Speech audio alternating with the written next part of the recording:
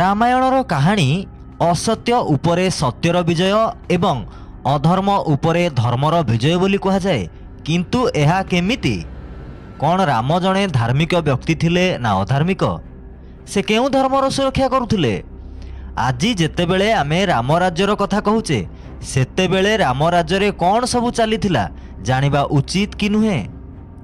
ଆଜିର ଭିଡ଼ିଓରେ ଏଭଳି ଅନେକ ପ୍ରଶ୍ନ ରହିଛି ଯାହା ଅନ୍ଧଭକ୍ତମାନଙ୍କର ଧାର୍ମିକ ଭାବନାକୁ ଆଘାତ ଦେଇପାରେ। ତେଣୁ ଭକ୍ତଗଣ ନିଜର ସହମତି ଏବଂ ବିବେକ ସହିତ ଭିଡ଼ିଓ ଦେଖିବାକୁ ଅନୁରୋଧ। ଭିଡ଼ିଓ ଭଲ ଲାଗିଲେ ଲାଇକ୍, କମେଣ୍ଟ, ସେୟାର କରନ୍ତୁ। ନୂଆ ଭିଡ଼ିଓ ଦେଖିବା ପାଇଁ ସବସ୍କ୍ରାଇବ୍ କରନ୍ତୁ। ଦଶରଥ ରାମଙ୍କୁ 14 ବର୍ଷ ବନବାସ ପାଇଁ ପଠାଇ ଭରତକୁ ସିଂହାସନ ହସ୍ତାନ୍ତର କରିଥିଲେ। ଆଚ୍ଛା, ଧରି ନିଅନ୍ତୁ ଯେ ରାମ ଜଣେ ଆଜ୍ଞାକାରୀ ପୁତ୍ର ଥିଲେ ଏବଂ ତାଙ୍କ ପିତାଙ୍କ ଆଦେଶ ଅନୁଯାୟୀ ସେ 14 ବର୍ଷ ପର୍ଯ୍ୟନ୍ତ ବନବାସ ଯାଇଥିଲେ। ତେବେ ତାଙ୍କ ପିତା ଦଶରଥ ଭରତକୁ ସିଂହାସନ ହସ୍ତାନ୍ତର କରିବା ପରେ ରାମ ବନବାସରୁ ଫେରିବା ପରେ ସିଂହାସନକୁ କାହିଁକି ଗ୍ରହଣ କଲେ? ଏହା ତାଙ୍କ ପିତାଙ୍କ ଆଦେଶର ଉଲ୍ଲଂଘନ ନୁହେଁ କି? ଯେତେବେଳେ ଭରତଙ୍କୁ ତାଙ୍କ ପିତା ଦେଇଥିବା ରାଜ୍ୟ ସିଂହାସନକୁ ଭରତ ରାମଙ୍କୁ ହସ୍ତାନ୍ତର କଲେ, ସେତେବେଳେ ସେ ତାଙ୍କ ପିତା ଏବଂ ମାତାଙ୍କ ଆଦେଶ ଉଲ୍ଲଂଘନ କରିଥିଲେ ନା ନାହିଁ? ସେତେବେଳେ ଯଜ୍ଞ ନାଁରେ ହଜାର ହଜାର ନିରୀହ ପ୍ରାଣୀଙ୍କୁ ବଳି ଦିଆଯାଉଥିଲା। କିଛି ମୂଳ ନିବାସୀ ସମୁଦାୟ ଯେତେବେଳେ ଏସବୁକୁ ବିରୋଧ କରି ବ୍ରାହ୍ମଣଙ୍କୁ ବଳି ଦେବା ବେଳେ ଅଟକାଇଲେ, ରାମ ରାଜ୍ୟରେ ତାଙ୍କୁ ନିର୍ମମ ଭାବେ କେମିତି ହତ୍ୟା କରାଗଲା? ପ୍ରଥମେ ଯଜ୍ଞ ନାଁରେ ଜୀବ ହତ୍ୟା ଏବଂ ଦ୍ୱିତୀୟରେ ମନୁଷ୍ୟ ହତ୍ୟା। ଏହା କେଉଁ ଧର୍ମର ସୁରକ୍ଷା ଥିଲା? କେଉଁ ଧର୍ମର ସୁରକ୍ଷା ପାଇଁ ତାଡ଼କା ନାମକ ମୂଳ ନିବାସୀ ମହିଳାଙ୍କୁ ହତ୍ୟା କରାଯାଇଥିଲା? କ'ଣ ତାଡ଼କା ଦ୍ୱାରା ଯଜ୍ଞ ନାଁରେ ନିରୀହ ଜୀବ ହତ୍ୟା କରୁଥିବା ବ୍ରାହ୍ମଣମାନଙ୍କୁ ରୋକିବା ଏକ ଅପରାଧ ଥିଲା କି?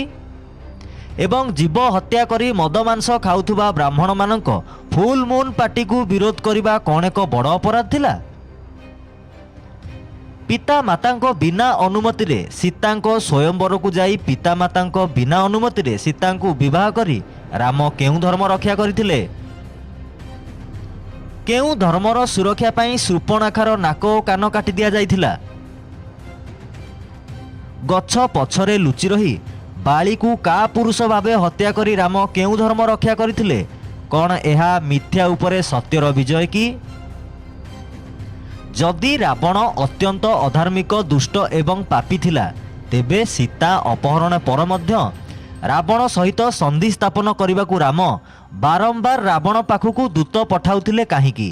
ଯଦି ପ୍ରକୃତରେ ରାବଣ ପାପୀ ଏବଂ ଦୁଷ୍ଟ ଥିଲା, ତେବେ ରାମ କାହିଁକି ତାଙ୍କ ପତ୍ନୀଙ୍କୁ ଅପହରଣ କରିବା ପର୍ଯ୍ୟନ୍ତ ଅପେକ୍ଷା କଲେ?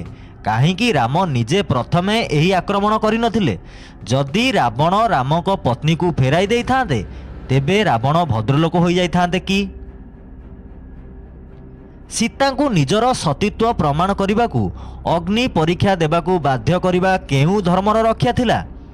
କ'ଣ ଏହା ଅଧର୍ମ ଉପରେ ଧର୍ମର ବିଜୟ ଥିଲା? ଅଗ୍ନି ପରୀକ୍ଷା ଦେବା ପରେ ମଧ୍ୟ ଜଣେ ଗର୍ଭବତୀ ପତ୍ନୀଙ୍କୁ ଜଙ୍ଗଲରେ ଛାଡ଼ିଦେବା କେଉଁ ଧର୍ମର ସୁରକ୍ଷା ଥିଲା? ଯଜ୍ଞରେ ବଳି ଦେବା ପାଇଁ ଥିବା ଘୋଡ଼ାକୁ ଫେରାଇ ଆଣିବା ପାଇଁ ନିଜର ସମସ୍ତ ସୈନ୍ୟ ସହିତ ନିଜର 2 ପିଲାଙ୍କ ସହିତ ଯୁଦ୍ଧ କରି କେଉଁ ଧର୍ମର ସୁରକ୍ଷା କରାଯାଉଥିଲା? କେଉଁ ଧର୍ମର ସୁରକ୍ଷା ପାଇଁ ଶମ୍ଭୁକ ନାମକ ଜଣେ ମୂଳ ନିବାସୀ ଋଷିଙ୍କୁ ହତ୍ୟା କରାଯାଇଥିଲା? କେଉଁ ଧର୍ମର ସୁରକ୍ଷା ପାଇଁ ସୀତାଙ୍କୁ ଭୂମିରେ କବର ଦିଆଯିବାକୁ ବାଧ୍ୟ କରାଯାଇଥିଲା? ଲକ୍ଷ୍ମଣଙ୍କୁ ତାଙ୍କ ପୂର୍ବରୁ ଯମୁନାରେ ବୁଡ଼ି ମରିବାକୁ ବାଧ୍ୟ କରିବା କେଉଁ ଧର୍ମର ସୁରକ୍ଷା ଥିଲା? ବିଚାର କରନ୍ତୁ, ରାମ ରାଜ୍ୟ କେଉଁଭଳି ଥିଲା? ଆଶା କରୁଛୁ ଆଜିର ଅଧ୍ୟାୟରେ ପଚରାଯାଇଥିବା ପ୍ରଶ୍ନକୁ ଆପଣ ସଠିକ୍ ଭାବରେ ବିଶ୍ଳେଷଣ କରି ଏହାର ଉତ୍ତରକୁ ସ୍ପଷ୍ଟ ଭାବରେ ଅନୁମାନ କରିପାରୁଥିବେ। ଭିଡ଼ିଓ ଭଲ ଲାଗିଲେ ଲାଇକ୍ କରନ୍ତୁ, ଭିଡ଼ିଓକୁ ସେୟାର କରନ୍ତୁ, କମେଣ୍ଟ ବକ୍ସରେ ନିଜର ମତାମତ ଦିଅନ୍ତୁ। ନୂଆ ଭିଡ଼ିଓ ଦେଖିବା ପାଇଁ ଚ୍ୟାନେଲକୁ ସବସ୍କ୍ରାଇବ୍ କରନ୍ତୁ, ବେଲ୍ ଆଇକନ୍ରେ କ୍ଲିକ୍ କରନ୍ତୁ। ଦେଖାହେବ ଆଉ ଏକ ନୂଆ ଶିକ୍ଷଣୀୟ ଭିଡ଼ିଓରେ। ନମସ୍କାର।